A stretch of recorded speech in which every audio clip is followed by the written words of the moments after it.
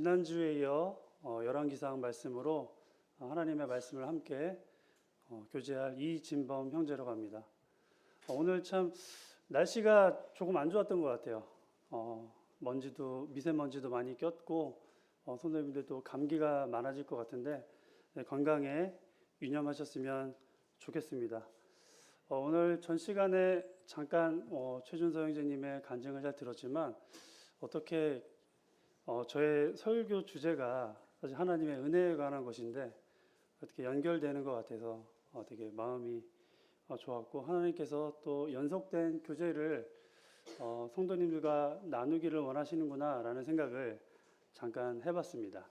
자, 그러면 17장 본문에 들어가기 전에 지난주에 했었던 내용과 오늘 저희들이 읽어야 될 일들에 대해서, 성경에 대해서 저희가 잠깐 나누도록 하겠습니다. PPT 띄워주시기 바랍니다. 열왕기 상에 있는 말씀은 저희가 초반에 지나자마자 두 왕국이 반으로 갈라지게 됩니다.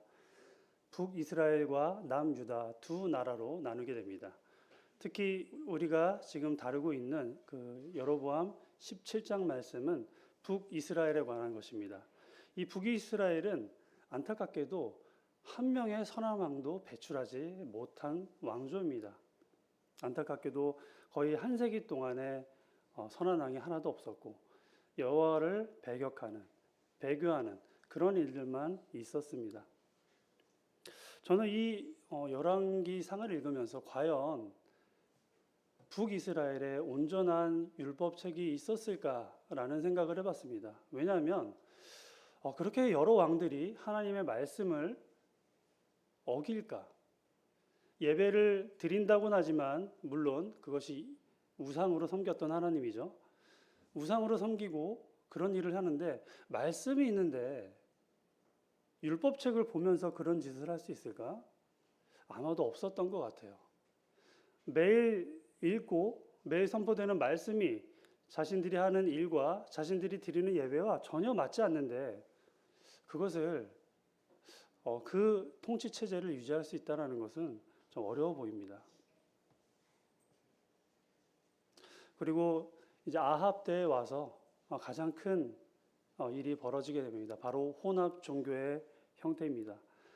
분명 신명기의 말씀은 하나님을 우상으로 섬기지 말 것을 얘기했지만 동시에 이방 신에 대한 섬기지 말 것에 대해서 여러 번 얘기했던 것을 지난주 말씀을 통해서 제가 말한 바 있습니다.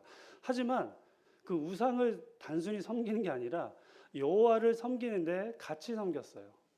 사마리아 예배터에 그 바알 신상을 들고 온 겁니다. 곧 이것은 정말 바알을 같이 섬겼다는 것은 어떻게 보면 바알을 하나님으로 또 하나님을 바알같이 여겼다는 것으로 생각해도 될 정도입니다. 한번 같이 30절, 31절 16장 말씀 한번 읽어보도록 하겠습니다. 시작. 오므리의 아들 아합이 그의 이전의 모든 사람보다 여호와 보시기에 악을 더 행하여 느부세 아들 여로보암의 죄를 따라 행하는 것을 오히려 가볍게 여기며 시돈 사람의 왕 엣바알의 딸 이세벨을 아내로 삼고 가서 바알을 섬겨 예배하고. 여로보암을 뛰어넘는 왕이에요. 나쁜 쪽으로 뛰어넘는 왕이었습니다. 여로보암이 했던 모든 일이 가볍게 여길 정도로 가장 큰 죄를 저질렀던 북이스라엘의 왕입니다. 보통 왕이 악하면 왕비라도 착해야 되는데 왕과 왕비가 둘 다 악합니다. 하나 이세벨이에요. 그 아버지는 벳바알이라고 했죠. 아버지가 바알이에요, 성이. 그리고 이 벨이란 것도 그 두로에 있었던 한 귀신의 이름입니다. 이세벨이라는 이름도. 그리고 16장 통틀어서 바하사와 아합 왕까지 있었던 일들을 제가 잠시 이야기했던 적이 있습니다. 66년의 치세 기간 동안 5명의 왕이 교체되었습니다. 2번의 군사 쿠데타가 있었고요. 그리고 한 번의 내란, 4년간의 내란이 있었습니다. 나라는 피폐해 있었고, 그리고 국가는 제대로 된 정치 체제, 거의 제가 볼 때는 무정부 상태가 많이 유지됐을 것 같아요. 이게 66년 동안 5명의 왕이 바뀌고 3개의 왕조가 갈아지는 동안 그 나라가 온전히 운영됐을 거라고는 상상을 할 수가 없습니다. 그리고 이 모든 왕들이 여로보암의 길을 따랐다는 것입니다. 이것은 너무나 안타깝고, 이 성경의 저자는 이 글을 쓰면서 무엇을 이야기하고 싶었을까? 하나님은 단순히 그냥 심판의 하나님, 잘못에 대해서 그냥 혼내고 경고하고 매를 대는 하나님으로 표현했을까요? 자, 이것은 쿠르드 석비라고 합니다. 살마네셀 3세. 이 살마네셀 3세는 아수르 제국의 황제입니다. 가장 아수르 제국이 흥왕했을 때의 황제이기도 합니다. 이것이 당시 아합 왕 시대에 어떻게 보면 그 성경 외 역사 기록이긴 합니다. 저희 한국에서는 광개토 대왕릉비 아시죠? 그런 것처럼 그 제국의 왕들은 자기의 치세를 사람들에게 알리고자 이런 비석들을 여기저기 세웠습니다. 거기에 내용은 다음과 같습니다. 아람 다메섹의 아다르 이들의 병거 1200, 기병 1200, 보병 2000, 이스라엘의 아합의 병거 2000, 보병 10,000, 이 12왕을 그의 동맹국으로 모았다. 그들은 나에게 대적하여 전투를 벌였다. 이 얘기는 뭐냐면 아수르 제국이 남하를 하고 있었는데 그 가나안 땅에 있었던 12연합국이 아수르 제국과 전쟁을 일으키는 장면을 비석에 남긴 것입니다. 한동안 그 아수르 제국을 막을 만큼 이 12연맹은 상당히 오랜 기간 유지가 되고요. 그리고 아수르 제국을 대항할 정도로 군사적으로 상당히 많은 강함을 유지했던 것을 저희들이 생각을 하게 됩니다. 잘 살았고요. 정치적 안정을 꾀했습니다. 그리고 경제적으로는 좋았기 때문에 백성들은 만족했을런지 모르겠어요. 하지만 성경에서는 아합 왕에 대해서 단 한 줄도 긍정적인 이야기를 쓰지 않습니다. 왜 그렇겠습니까? 왜냐하면 하나님은 그가 어떻게 하나님을 섬기는지, 하나님의 법도와 율례를 따르고 있는지 아닌지가 중요했기 때문입니다. 정말 어떻게 보면 가장 북이스라엘에서 암울했던 시기가 이 아합 왕의 시대라고 저는 생각하고, 모든 역사가들 또한 가장 악한 왕, 가장 어두웠던 북이스라엘의 역사라고 생각합니다. 그런데 하나님은 이 나라를 그냥 내버려 두지 않으셨어요. 우리가 모두가 아는 엘리야 선지자, 그가 이제 등장하게 됩니다. 가장 어두운 역사, 가장 참담한 시기에 하나님은 가장 위대한 선지자를 이스라엘에 보내게 됩니다. 정말 난세의 영혼이 난다고 하죠. 정말 어려운 시기마다 하나님은 자기 사람, 특별한 사람들을 불러서 쓰십니다. 저는 이 시대도 마찬가지라고 생각합니다. 말세지말이라고 하잖아요. 근데 제가 어렸을 때도 말세지말이라고 들었던 것 같아요. 항상 종말을 사는 것 같아요. 좋았던 적이 별로 없었던 것 같아요, 영적으로. 하지만 그럼에도 불구하고 그 각 시대에 따라서 하나님은 자기 사람을 두시고 그 사람의 일을 통해서 하나님의 백성들에게 하나님의 은혜를 끼치는 통로로 사용되는 것을 보게 됩니다. 저는 오늘 17장 말씀을 통해서 하나님의 은혜 가운데 거하는 자는 새 힘을 얻는다라는 제목으로 오늘 17장 말씀을 같이 묵상하도록 하겠습니다. 본문을 2번 나눠서 읽도록 하겠습니다. 오늘 1절부터 7절까지의 말씀 읽도록 하겠습니다. 자, 처음은 형제님, 그리고 짝수는 자매님이 읽도록 하겠습니다. 자, 열왕기상 17장 1절 말씀입니다. 시작.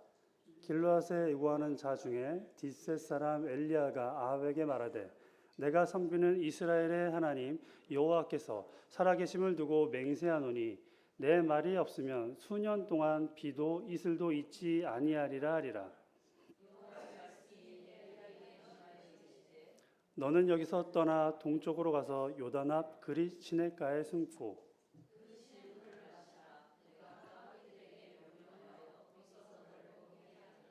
그가 여호와의 말씀과 같이 하여 곧 가서 요단 앞 그리 시냇가에 머물매.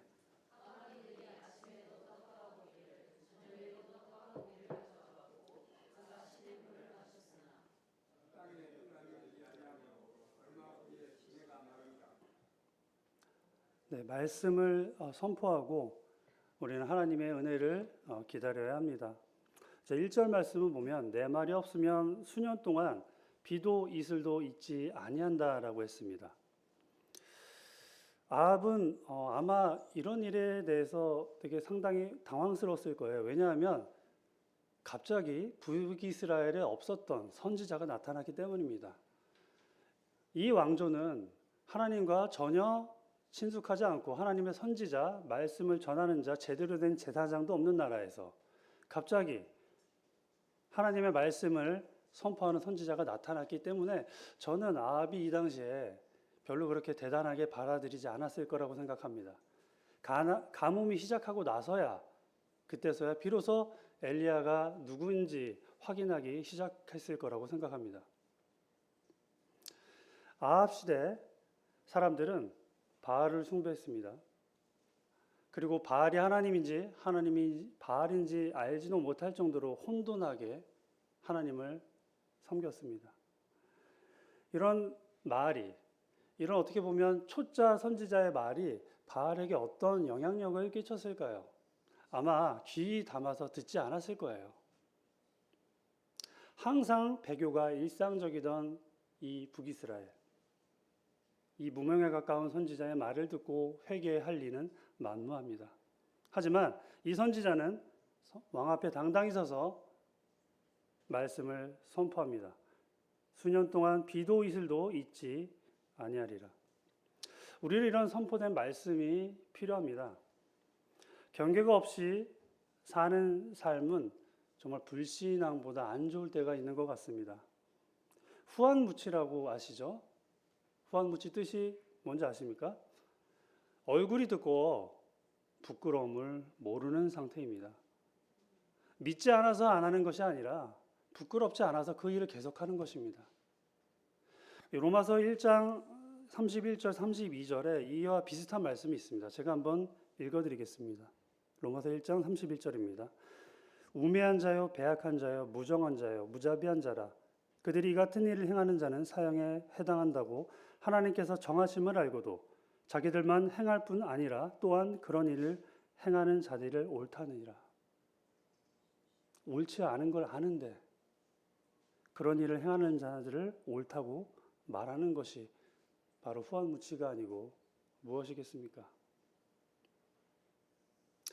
그리스도인들이 하나님의 말씀에 대해서 이 삶에 대해서 정확한 경계를 갖고 있지 않으면 우리는 정말 박쥐 같은 삶을 살 수밖에 없는 사람들입니다. 저 사람이 도대체 믿는 것이 무엇인지, 저 사람의 삶으로 이야기하려고 하는 게 무엇인지 아마 헷갈려 할 겁니다.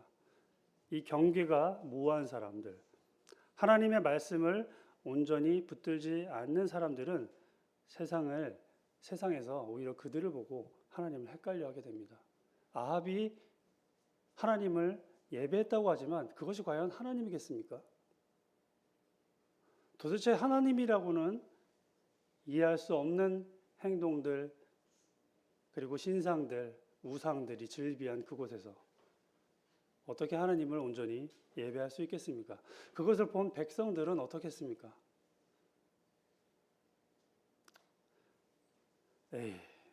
말씀은 말씀이고 또 현실은 현실이지. 이런 말씀 혹시 들으셨던 적 있나요? 저는 들었던 적 있는 것 같아요. 말씀은 말씀이고 또 그건 그거지 라는 말. 말씀과 삶을 분리하려고 하는 태도들이 우리에게 있지 않은지 한번 자문해 봐야 됩니다. 절대적인 것은 없다면서도, 그리고 너도 나도 옳다고 얘기하는 그 상대성, 이게 포스트 모더니즘, 이 시대의 사조인 것을 우리는 잘 기억해야 하는 것입니다. 성도님들, 이런 말씀 혹시 신조어인데 들어보셨을 거예요. 워라벨. 이거는 많이 들어서 아실 거예요. 워킹 라이프 밸런스. 이게 뭐죠? 삶과 일을 그러니까 밸런스 있게, 잘 해보자라는 말이죠. 웰빙이랑 비슷한 말인 것 같아요. 예전에는 없던 말이죠. 정말 우리 아버님 세대에 얼마나 치열하게 사셨어요. 쉼이 있었나요? 뭐 토요일이 있었나요? 저희는 토요일 날 학교 갔거든요. 여기서 상상을 못 하더라고요. 토요일 날 학교 간 거를. 토요일까지 일을 하셨어요. 심지어 토요일 날 야근도 하셨어요. 저희 아버지 생각하면 워라밸 이런 거 없었던 것 같아요. 이게 살만하니까 생기는 선진국의 어떤 라이프 스타일인 것 같습니다. 아마 우리 조상들이, 우리의 부모님들이 이렇게 워킹 라이프 밸런스, 워라밸을 외쳤다면 아마 우리나라는 개발도상국에 머물렀을 겁니다. 이건 뭐죠? 둘 다 하고 싶다는 거예요. 삶도 즐기고, 일도 재밌게 하고. 이런 게 존재하는지 모르겠습니다. 혹시 이 워라밸을 이루고 사시는 분 있으신가요? 한번 눈빛으로 두 번 깜빡해 보십시오. 없어요, 여기는. 워라밸이. 두 개를 하고 싶어, 같이 하고 싶어 하는 마음.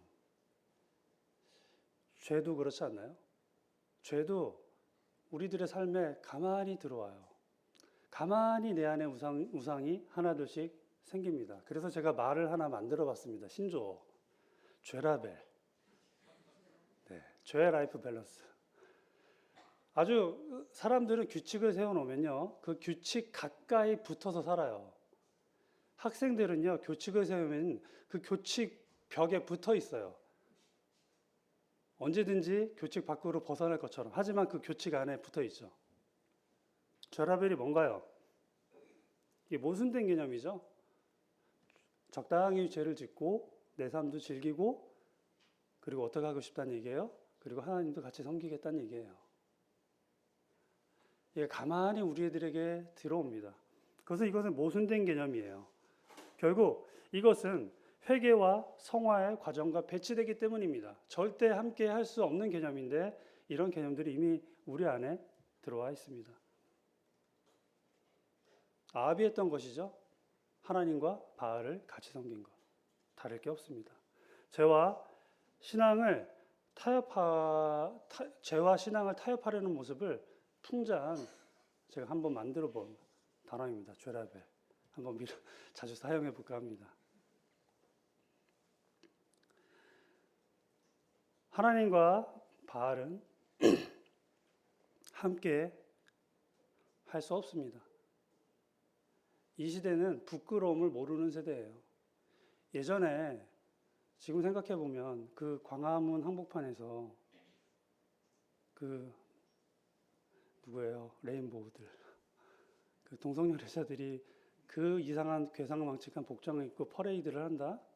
상상도 못할 일이죠. 제가 학교에 다닐 때만 해도 제가 그 동성연애에 대한 이야기를 한다? 이거는 상식 밖의 일이었어요. 근데 요즘에는 그런 어떤 그 평등적인 이야기, 차별하면 안 되지 라는 얘기를 해야지 세련된 사람이고요. 그렇지 않은 말을 하는 사람들은 고리타분한 사람이 됩니다. 우리는 이렇게 순결을 요구하는 시대에 살고 있습니다.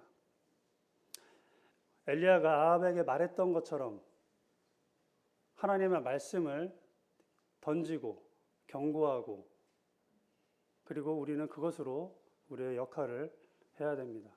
경고가 필요합니다. 어른들이, 하나님의 말씀을 가진 사람들이 이야기를 해주셔야 돼요. 잘못한 게 있으면 잘못했다고 이야기해 주셔야 됩니다. 부드럽게.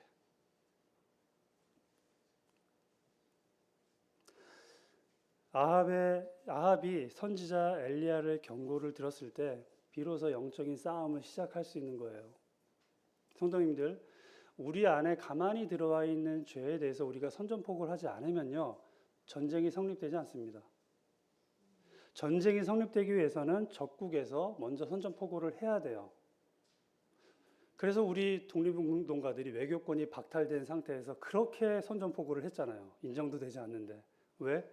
교정국으로 승인받으려고. 제대로 된 싸움을 하려고. 우리들이 가만히 들어오는 일들에 대해서 여러분들 가만히 계시면 안 돼요. 그것이 무엇인지 내 안에 들어와 있는 우상들이 어떤 것인지 잘 색출해 내야 됩니다. 생각만으로는 좀 부족한 것 같아요. 제가 한번 시간을 내서 적어 보니까 처음에는 뭐 있겠어 라고 생각을 했거든요. 근데 이게 한 2장을 넘어가더라고요. 내 안에 가만히 들어온 것들, 하나님이 기뻐하지 않는 것들이 너무나 많은 것을 발견하게 돼요. 선전포고를 하셔야 됩니다. 나는 너와 함께하지 않겠다. 나의 옛 성품에 내가 순응하지 않겠다. 이것과 내가 싸우겠다. 라고 한번 선포해 보시기 바랍니다. 이런 아합에게 경고한 엘리야도 이런 참 무리한 선택을 했잖아요. 감히 일개 백성 선지자이긴 하지만 정말 그 서슬퍼런 권력 앞에서 경고를 한다? 얼마나 무서웠겠습니까? 아무리 하나님이 보내긴 했지만 무서웠을 거예요. 그에게는 하나님의 은혜가 필요했습니다. 공급해 주시는 하나님이 필요했습니다. PPT 한번 보시겠습니다. 이 열왕기상 말씀엔 17장 말씀에는 비와 이슬과 시냇물이 많이 나옵니다. 물과 관련된 단어가 거의 10번 정도 나오는 것 같아요. 이제 그림만 보아도 어떻습니까? 물, 비, 이슬. 긍정적인 단어들이죠. 이 비와 이슬과 시냇가 그리고 시냇물은 하나님의 은혜를 상징합니다. 이 물들을 통해서 왜냐하면 하나님이 도우시기 때문이에요. 물은 한국에서 너무 흔하죠. 이런 말이죠. 물을 물쓰듯 한다. 물쓰듯 한다가 뭐죠? 낭비한다라는 말의 의미잖아요. 근데 이스라엘에서는 물을 물쓰듯 한다는 말이 없어요. 이해도 하지 못할 겁니다. 왜냐하면 물이 너무나도 귀하기 때문입니다. 한국은 물이 관계수로가 너무 잘 돼 있어요. 비가 한번 오면 다 가다놔요. 그리고 지하에 상하수도가 잘 설치돼 있어서 오수와 우수와 폐수가 나눠서 나갑니다.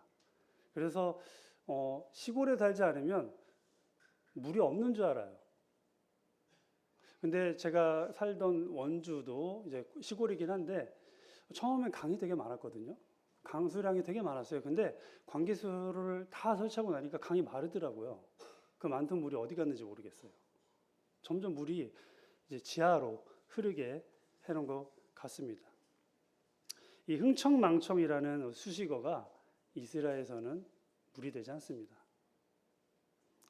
그 이스라엘 백성들에게는 가장 그 물에 대해서 좋은 기억은 바로 이른 비와 늦은 비입니다. 많이 들으셨죠? 이른 비와 늦은 비. 그 이른 비와 늦은 비가 없으면 파종을 할 수가 없어요. 씨를 뿌릴 수가 없어요. 그리고 늦은 비가 없으면 그 곡식을 수확할 수가 없어요. 그리고 매일 내리는 그 이슬이 대지를 적셔주지 않으면 식물이 자랄 수가 없습니다. 그래서 이스라엘 백성은 하늘만 바라보는 백성이라고 하더라고요. 언제 오매불망 이른 비가 올까, 늦은 비가 올까. 그 매일 오는 이슬을 통해서 하나님의 은혜를 경험하게 된다는 것입니다. 왜 그들이 비를 그렇게 기대하냐면 그것은 이스라엘의 척박한 토지 환경 때문입니다. 물이 비가 오면 족족 바닥으로 습수가 돼요. 그래도 심지어 우기에도 비가 내리면 시냇물에 물이 많이 차지만 금방 마릅니다. 우리나라처럼 막 비 한 번 오면 저희 한 일주일씩 막 물이 가득 차서 계곡도 흐르고 강도 흐르잖아요. 근데 이스라엘은 그렇지 않다고 하더라고요. 그렇게 귀합니다. 탈무드에서는 이 물의 귀함을 이렇게 표현했어요. 광야를 걷는 2명의 사람이 있는데 그 중에 한 명은 물병을, 한 명은 꿀 담은 병을 가지고 있을 때 물병에 금이 가면 꿀을 버리고 그 꿀병에 물을 옮겨서 담는다고 합니다. 가치로 따지면 꿀이 훨씬 귀하죠. 근데 아무리 꿀이 귀해도 광야를 걸을 때는 물보다 귀할 수가 없기 때문입니다. 척박한 이스라엘의 환경에서 물은 생명과 더 나아가 하나님의 은혜를 상징하는 아주 중요한 개념입니다. 그래서 이 엘리야가 맞닥뜨린 심판의 경고로 이야기했던 그 비와 이슬도 하나님의 은혜였고, 그리고 엘리야가 그 시냇가에서 취했던 그 물도 동일한 하나님의 은혜였던 것입니다. 하나는 경고고 또 하나는 하나님이 주시는 그야말로 기쁨으로 받는 은혜입니다. 이 이슬은 저희가 아무런 노력 없이 얻는 것이잖아요. 대신 반대로 그들의 우물, 웅덩이가 그 비와 이슬의 반대 개념이죠. 이스라엘의 그 집안은 그 석회석으로 되어 있어서 그것을 파내려가야지만 그 비를 담을 수 있는 웅덩이를 만든다고 합니다. 근데 또 이스라엘은 너무 정말 그 야속한 땅이에요. 지진이 많아요. 지진이 많아서 기껏 웅덩이를 파도 지진 한 번 나면 끝장이에요. 그 석회석 파 내려가는 게 쉽겠습니까? 석회석을 다 깎아 내려가지고 파서 코팅을 하고 물을 채워놔도 지진 한 번이면 끝나는 겁니다. 그래서 이스라엘 백성들은 아무리 수고하고 노력해도 하나님이 하늘에서 내려주시는 이슬과 비가 아니면 그들은 살 수가 없는 것을 너무나도 잘 알고 있습니다. 그래서 하나님의 은혜에 대한 상징, 그것이 바로 비와 이슬입니다. 한번 말씀 한번 같이 읽도록 하겠습니다. 이제 신명기 11장 14절, 레위기 5장 24절을 자매님들이 한번 읽어주시기 바랍니다. 시작.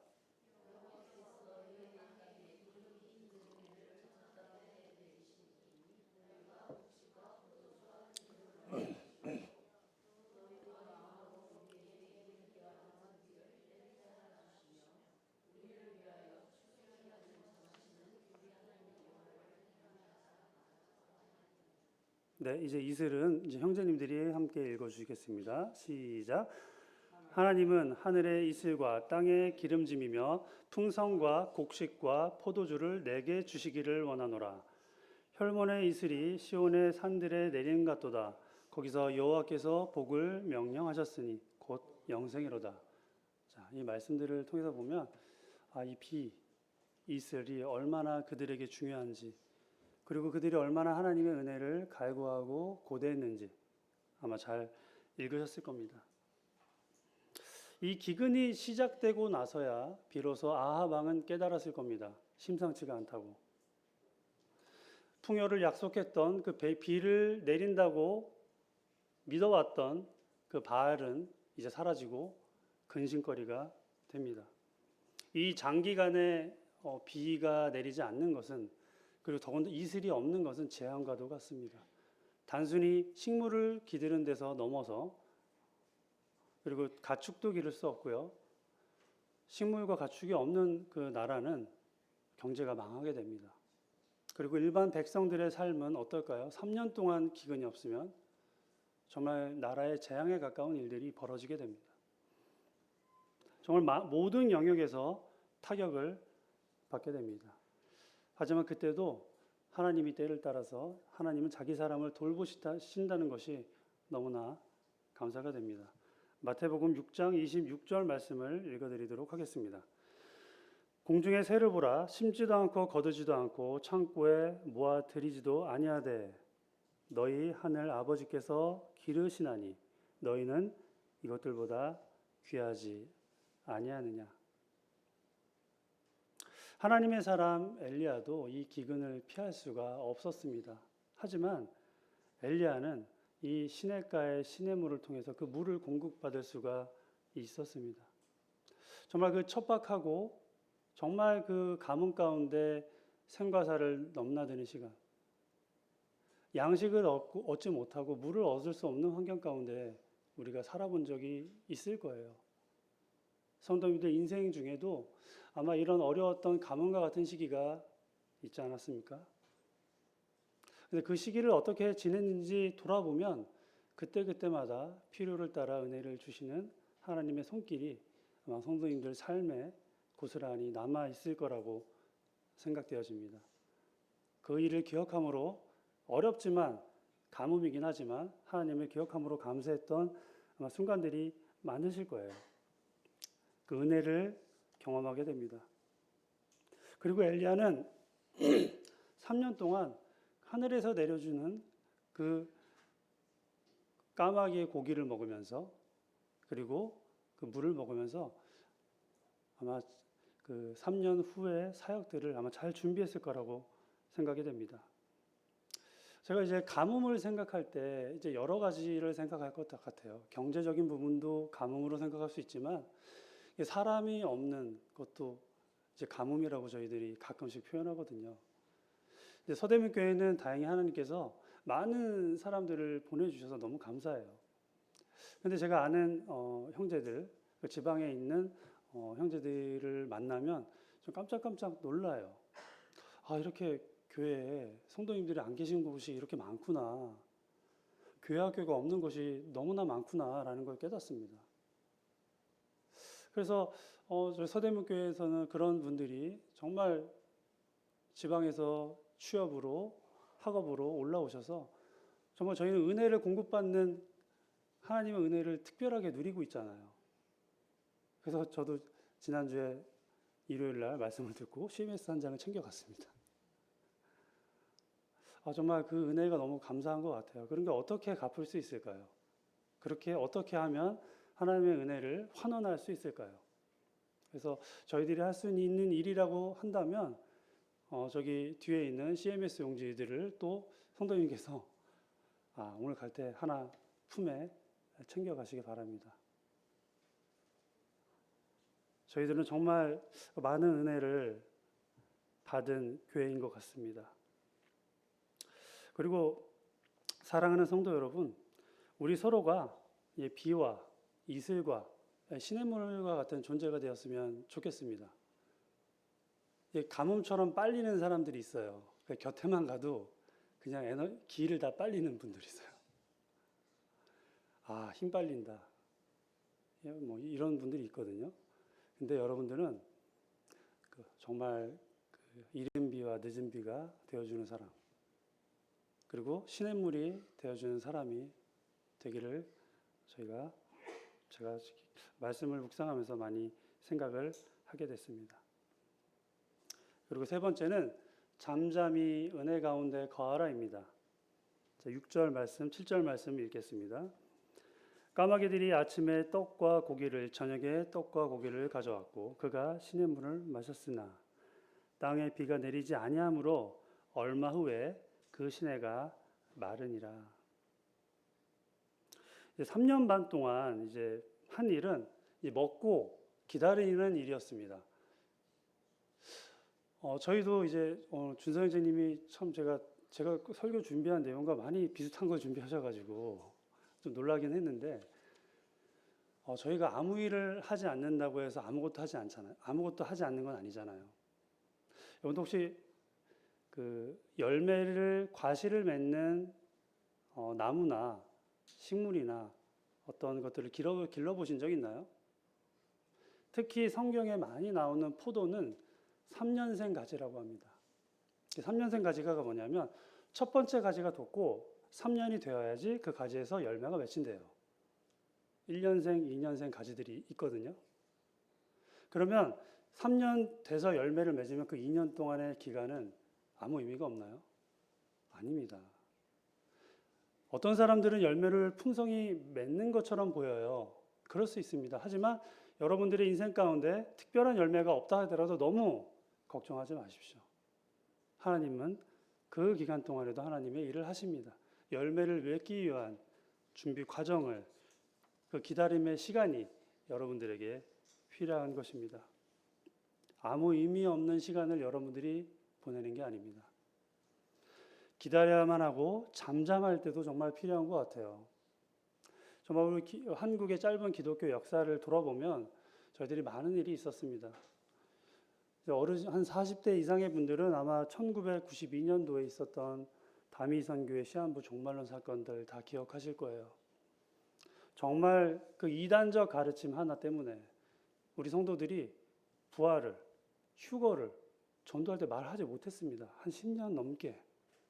그 사람들의 뇌리에 너무 충격적이었거든요. 그 영상이 생방송으로 나갔어요. 그 정말 흰색 옷 입고 막 박수 치고 방방 뛰고 하면서 몇 월 며칠 날 예수님 재림하신다고. 그 이후에 성도님들이 전도할 때 부활과 휴거를 말하기가 되게 무서웠습니다. 그리고 한 15년 전인가요? 그때 단기 선교 갔던 교회가 있었습니다. 2명이 죽고 피랍된 인원들에 대한 대한민국 정부에서 몸값으로 수백억 원을 지불했던 적이 있어요. 사람들이 그랬죠. 가지 말란 곳에 굳이 가가지고 이 피 같은 돈을 쓰고 오냐고.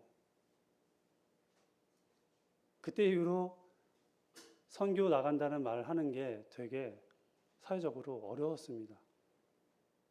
그리고 우리 기독교인들을 되게 힘들게 하는 또 사건들이 최근에 너무 많이 벌어지고 있는 것 같아요. 종교에 탈을 쓰고 어떤 종교의 모습을 가지고 지탄받는 종교인들이 요즘 너무 많은 것 같아요. 한번 이 차트 한번 보시겠습니다. 자, 이게 지금 뭐냐면 비종교인 또는 종교인들에게 물어본 겁니다. 선호도입니다. 어떤 종교를 가장 선호하시나요? 라고 해서 1등부터 5등까지 매겨놓은 어떤 그 설문조사 자료인데요. 기독교가 몇 등 정도 할 것 같으세요? 1등? 네, 서연이는 1등. 네. 3등이에요. 불교가 또 깜짝 놀랐어요. 불교가 50%. 그렇게 좋은 템플스테이비 때문에 그런가? 하여튼 천주교, 그리고 개신교, 그리고 원불교. 심지어 원불교한테 진 적도 있어요. 자존심 상해요. 원불교가 뭔지도 잘 모르겠는데 저는. 이슬람교도 15% 정도 나옵니다. 저는 오히려 침묵함으로 드러내야 될 때가 아닌가 생각을 합니다. 좀 말이 모순되는 것 같죠? 침묵하는데 어떻게 드러내란 말이냐. 기독교가, 근데 이거 기독교 역사에 아주 많은 일이, 이런 비슷한 일이 존재하는데요. 특히 초대교회, 특히 로마에 있는 교회들, 그리고 로마 제국에 있던 교회에서 있었던 일입니다. 정말 그 국교화가 되기 전까지 수많은 기독교인들이 로마 제국 전체에서 핍박을 받고 어려움을 당했습니다. 자신들의 신앙 전체성을 드러낼 수가 없었어요. 왜냐하면 당시 그리스도인이 불렀던 그 주님의 이름이 퀴리오스였고 황제가 퀴리오스였습니다. 하나님을 섬겨야 했기 때문에 똑같은 신의 이름, 당시에는 로마 황제가 신이었거든요. 퀴리오스라고 불러 감히 황제에게 불러야 될 이름을 우리 제국에 십자가에 못 박혀 처형당한 사람, 예수 그리스도, 그분을 퀴리오스라고 얼마나 싫었겠어요. 그분과 황제를 동일시한다고 로마인들이 싫어했겠죠.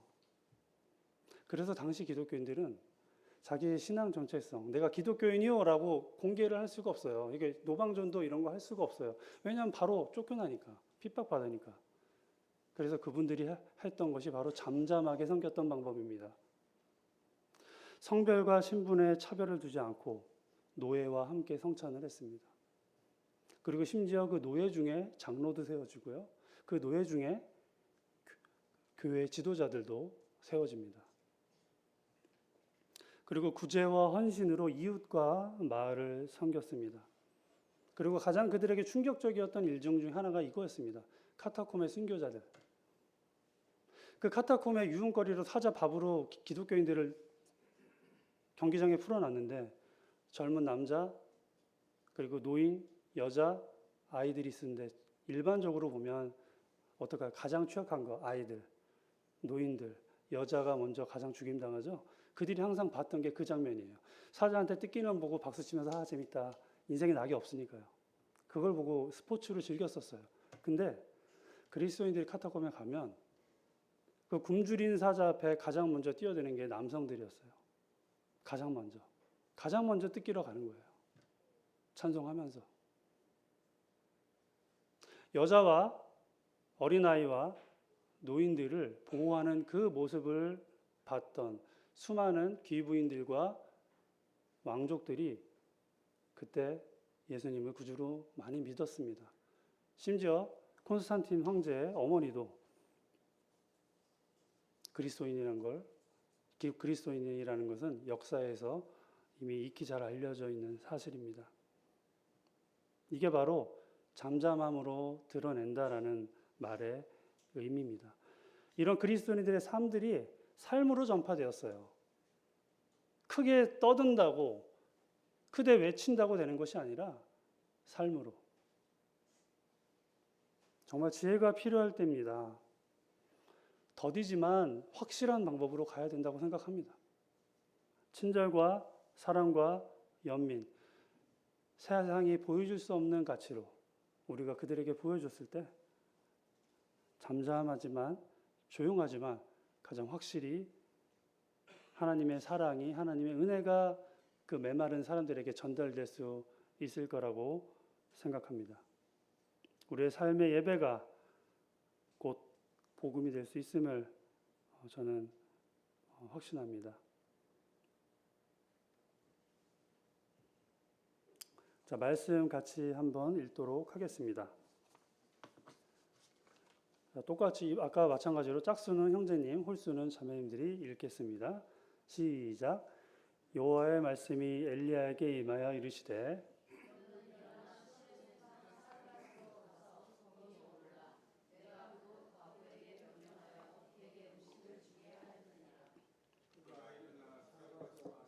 성문에 이를 때 한 과부가 그곳에 나뭇가지를 줍는지라. 이에 불러 이르되 청하건대 그릇에 물을 조금 가져다가 내가 마시게 하라.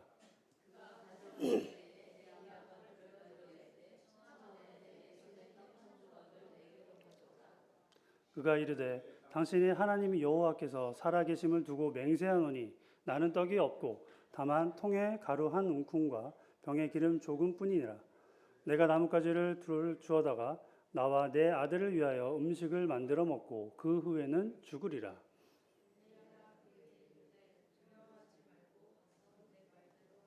네, 여기까지 읽겠습니다.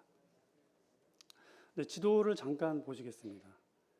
이제 엘리야가 그 암몬 아래 빨간색 표시해둔 부분이 바로 그릿시네가예요. 아마 저 즈음에 사마리아에서 아합 왕에게 선포하고 그리고 그 암몬 아래에 있는 그릿시네가 즈음에서 아마 3년 반 동안 귀거했을 것으로 여겨집니다.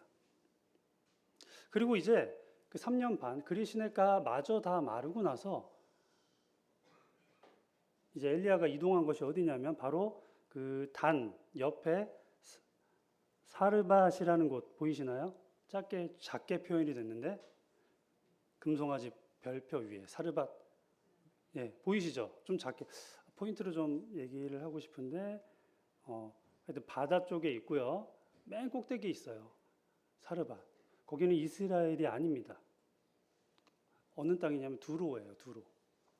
두로가 어디죠? 어디서 우리 아합 왕의 뭘까요? 장인어른 계신 곳. 갯발 있는 곳이죠. 네. 보통 이 사람을 보낼 때 어떤 일을 하게 될 때 좀 약간 할 만한 곳에 보내주셔야 되는데 적진의 가운데 떨겨 놓으셨어요. 적진에. 거기는 갯발이 있던 곳이고 수도와 심지어 아주 가까운 곳이라고 합니다. 그리고 이 적진 가운데 엘리야를 보내놓고 그리고 음식을 얻으러 보냈는데 저 같으면 좀 돈이 있고 3년 반 동안이니까 얼마나 궁핍했겠어요. 일반적인 사람들은 아마 죽도 끓여 먹기 힘든 상황이었을 겁니다. 근데 하필이면 과부집, 아이가 있는, 당시 과부는 가장 경제적으로 취약한 사람이에요. 그리고 아이까지 있다? 살 수가 없습니다. 근데 어떻게 살았는지 모르겠는데 3년 반 동안 견디고 살았던 것 같아요. 왜 하나님께서는 이렇게 취약한 사람에게 엘리야를 보냈을까요? 왜 사르밧 과부에게 하나님이 그를 보냈을 거예요. 경제적으로 안정적이지도 않고 가장 도움이 안 될 것 같은, 가장 피하고 싶은 그녀에게 왜 보냈을까요? 잠시만요.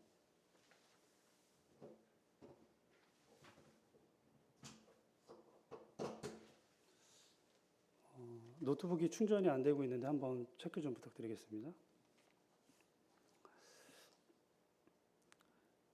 저 같으면 이제 왕이나 귀족이나 경제적으로 좀 여유가 있는 사람에게 보냈을 텐데 3년 반 만에 하나님의 사람이 갑자기 등장한 곳은 다름 아니라 이 과부의 집이었습니다.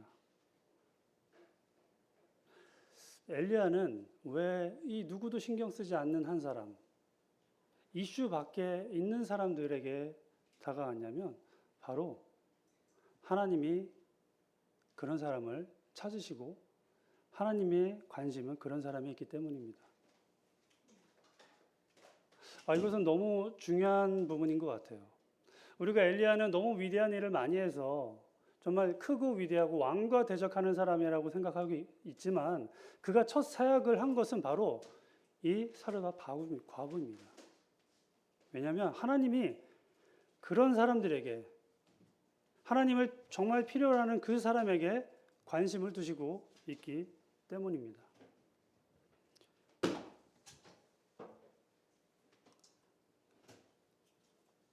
성도님도 혹시 오늘 교회에 올 때 홍대 사거리를 지나셨나요? 저도 오늘 보는데 현수막이 정말 많더라고요. 정말 낯뜨거운 현수막들이었습니다. 비방하고 상대 진영을 깎아내리고 언제까지 이런 것들을 보고 살아야 될지 모르겠어요.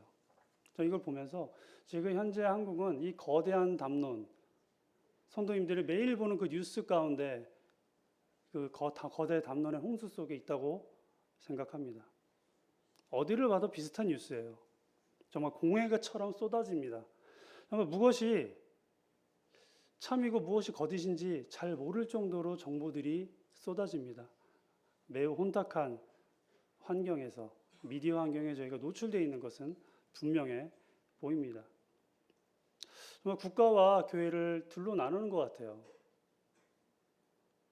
정말 곧 나라가 망할 것 같이, 곧 세상이 전복될 것처럼 우리에게 겁을 주기도 합니다. 기독교가 이러다가 큰일 나는 거 아닌가라는 조마조마하시는 분들도 있는 것 같아요. 그리고 그와 함께 이제 사람들이 이런 걸 강요하는 것 같아요. 넌 누구 편이야? 그래? 그럼 너 이 편이네? 라고 사람을 나누는 거죠. 이 복잡한 일들을, 복잡한 사안들을 단순화시켜서 사람을 편가르게 하는 것이 바로 파시즘입니다. 우리는 이념에 사로잡힌 사람들이 아닙니다. 우리는 진리에 사로잡혀 있는 사람들입니다. 독일 교회가 이 일을 잘못했어요. 우리 저 역사를 반추해야 된다고 생각합니다. 독일의 히틀러가 정권을 잡았을 때 복음주의 기독교인들이 다 히틀러를 옹호했어요. 저희들이 잘 알고 있는 복음주의 기독교인들, 히틀러를 옹호했습니다.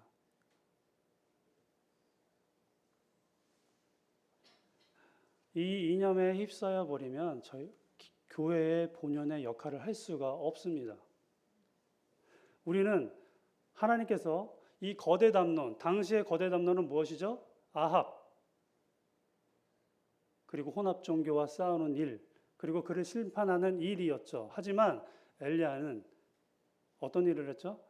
사르밧 과부에 가서 그녀를 구원하는 일을 했습니다. 우리의 본연의 의무와 책무를 생각해 보아야 합니다. 하나님께서 왜 우리를 교회에 부르시고 세상에서 구원하셨나요? 바로 이런 사람들에게 관심을 가지라는 것입니다. 거대 담론에 휩싸이지 않았으면 좋겠습니다. 하지만 그와 함께 담론에 휩싸여야 될 일도 있어요. 피하식별이 너무 분명한 것들, 차별금지법 이런 거는 생각하고 말 것도 없잖아요. 너무 분명하니까. 그런 건 적극적으로 나서야죠. 우리는 사실이 아닌 진리를 따르는 사람들입니다. 진리는 변하지 않고 불변합니다. 하나님의 속성입니다. 하지만 사실은 보는 사람의 관점에 따라서 달라집니다. 요즘 팩트체크 되게 많아요. 뉴스 보면. 전 팩트체크 그렇게 많이 잘 믿지 않습니다.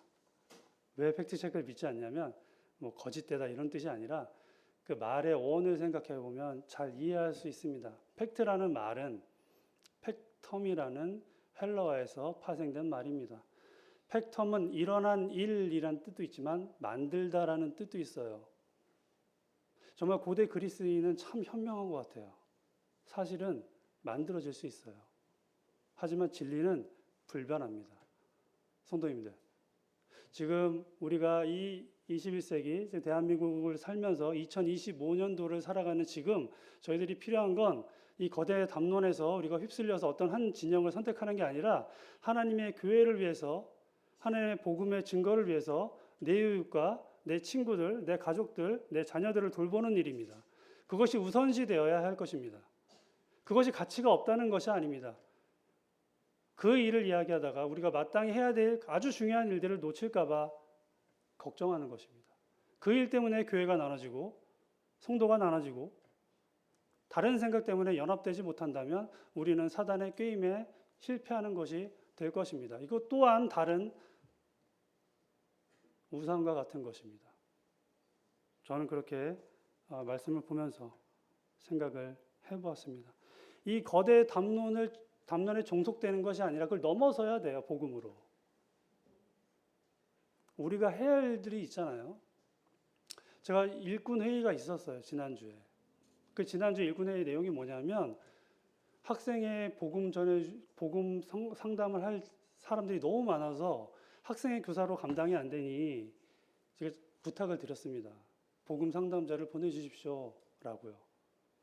이게 우리들이 해야 될 일이에요. 당장. 지금 오전 시간에 저희 교사들이 지금 5명, 6명이 개인 상담을 하고 있는데 공간이 모자라서 공간을 임대하려고도 좀 알아보고 있어요. 1대1로 공간이 확보가 안 되니까 이제 교제할 공간이 없잖아요. 이런 상황에 있어요. 복음을 전해줄 사람이 필요합니다.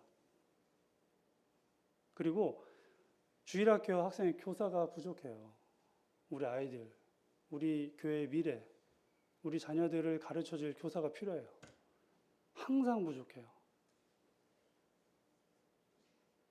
정말 하나님께서 소명을 따라서 부르시는 교사를 보내주시기를 바랍니다. 그리고 최근에 이제 30대, 40대 형제님들과 교제를 많이 하면서 알게 됐는데, 정말 내가 이름과 얼굴이 매칭이 안 되는 분들이 많구나. 내가 정말 신경 쓰지 못한 영혼들이 너무 많이 있구나. 반성이 됐어요.